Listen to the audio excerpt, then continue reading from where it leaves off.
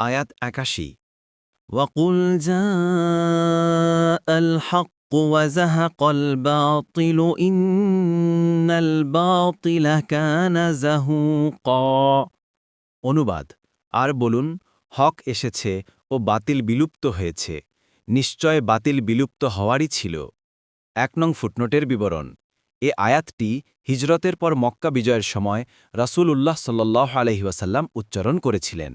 ইবনে মাসউদ রাদিয়াল্লাহু আনহু বলেন, মক্কা বিজয়ের দিন রাসূলুল্লাহ সাল্লাল্লাহু আলাইহি ওয়াসাল্লাম যখন মক্কায় প্রবেশ করেন, তখন বাইতুল্লাহের চতুর্পার্শ্বে ৩৬০টি মূর্তি স্থাপিত ছিল।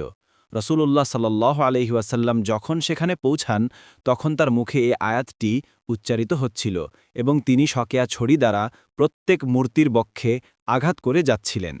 বুখারী শরীফ ২৪৭৮, ৭৭২০, মুসলিম শরীফ ১৭৮১। সুতরাং সত্য প্রতিষ্ঠিত হলে মিথ্যা অপসারিত হবেই।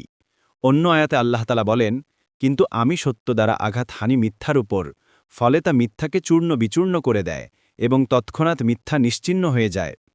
সূরা আল আম্বিয়া আয়াত ১৮।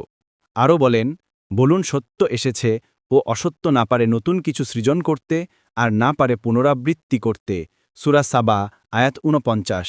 আরও বলেন, আল্লাহ মিথ্যাকে মুছে দেন এবং নিজ বাণী দ্বারা সত্যকে প্রতিষ্ঠিত করেন। অন্তরে যা আছে সে বিষয়ে তিনি তো সবিশেষ অবহিত। সূরা আশ-শূরা আয়াত ২৪।